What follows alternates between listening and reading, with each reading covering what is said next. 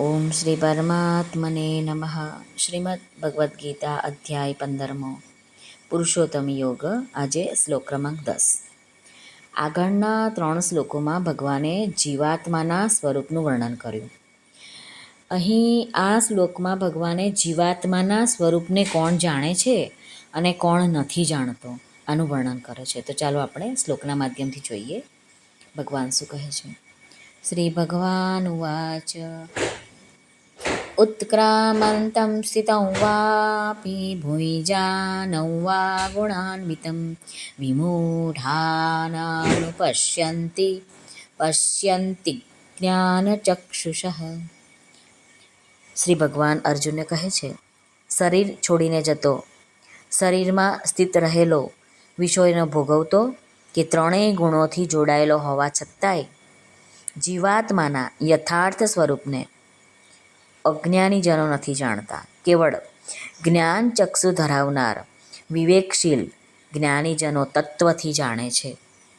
ઉત્ક્રામંતમ એટલે કે જે આપણું સ્થૂળ શરીર છે એને છોડતી વખતે જીવ સૂક્ષ્મ અને કારણ શરીરને સાથે લઈને આગળ વધે છે.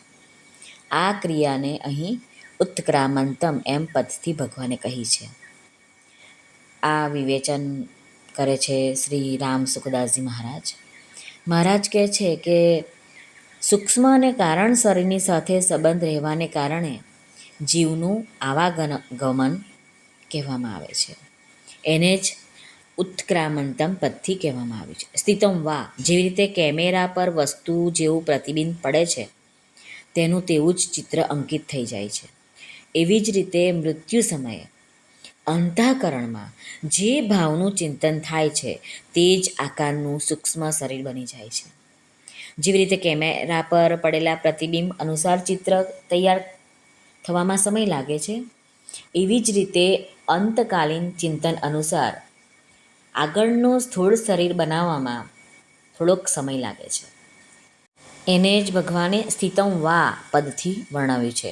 અને 8મા શ્લોકમાં યદવાપનોથી, આ સંસારમાં જીવાત્મા મહાન દુઃખ પામે છે અને પરમાત્માના સંબંધથી મહાન સુખ પામે છે. આમાં બધા જ શાસ્ત્રો એકમત છે. સંસાર એક ક્ષણ પણ સ્થિર નથી રહેતો, આ નિયમ છે. અને સંસાર ક્ષણભંગુર છે. આ વાત પણ કહેતા, સાંભળતા અને વાંચતા હોવા છતાં પણ મૂઢ મનુષ્યો સંસારને સ્થિર માને છે. મૂઢ મનુષ્યો આ સંસારને સ્થિર માને છે અને સ્થિર માને છે એટલે જ એમને ભોગોથી વધીને બીજું કંઈ છે જ નહીં આવું દેખાય છે. માટે ભગવાને એવા મનુષ્યોના જ્ઞાનચક્ષુ બંધ થઈ ગયા છે એમ કહે છે. ગુણાન્વિતમ એટલે કે આ ત્રણેય ગુણ છે સત્વ રજ ને તમ, એનાથી સંબંધ રાખે છે એટલે ગુણાન્વિતમ કહેવાય છે. આ જીવ એણે પોતાનો સંબંધ ગુણો સાથે માની રાખ્યો છે. એને કારણે જ વારંવાર ઊંચી ને નીચી યોનિઓમાં જન્મવું પડે છે. ગુણો સાથે સંબંધ જોડીને જ જીવાત્મા સંસારથી સુખ ઈચ્છે છે. આ જ મોટી ભૂલ છે. સુખ લેવાને માટે શરીર પણ પોતાનું નથી, પછી અન્યની તો વાત જ શું છે. આમ રામ સુખદાસજી મહારાજ કહે છે. વિમૂઢાનાનું પશ્યંતિ, જેવી રીતે અલગ અલગ આપણે કાર્યો કરીએ તો પણ આપણે પોતે એના જ રહીએ છીએ, એવી જ રીતે 3 ગુણોથી યુક્ત થઈને શરીરને છોડતી વખતે અને અન્ય શરીરને પ્રાપ્ત કરતી વખતે, ભોગ ભોગવતી વખતે પણ પોતે એટલે આત્મા એવો ને એવો જ રહે છે. ટૂંકમાં જણાવવાનું કે પરિવર્તન ક્રિયાઓમાં થાય છે, પોતાનામાં નથી થતું. અને જુદી જુદી ક્રિયાઓની સાથે મળીને પોતાને અલગ અલગ દેખાવા લાગે છે. એવા જ અજ્ઞાની મનુષ્યને અહીં વિમૂઢાનાનું પશ્યંતિ પદોથી ભગવાને વર્ણવ્યું છે. પશ્યંતિ જ્ઞાન ચક્ષુષઃ. પ્રાણી, પદાર્થ, ઘટના, પરિસ્થિતિ, કોઈ પણ વસ્તુ સ્થિર નથી. જે આપણને દેખાય છે તે નિરંતર અદર્શનમમાં જઈ રહ્યું છે. આવો પ્રત્યક્ષ અનુભવ થવો એને જ જ્ઞાનરૂપી ચક્ષુઓથી જોવું કહે છે. પરિવર્તનની તરફ દ્રષ્ટિ થવાથી અપરિવર્તનશીલ તત્વમાં સ્થિતિ આપોઆપ થઈ જાય છે.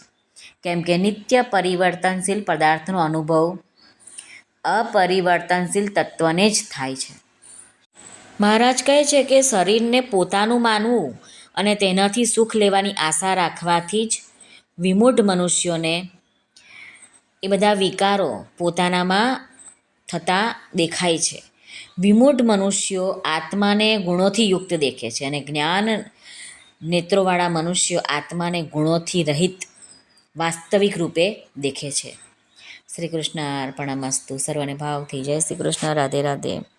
હરિઓમ તત્સત. જય ગુરુદેવ દત્ત. જય સ્વામિનારાયણ. જય માતાજી. નમઃ પાર્વતી પતે.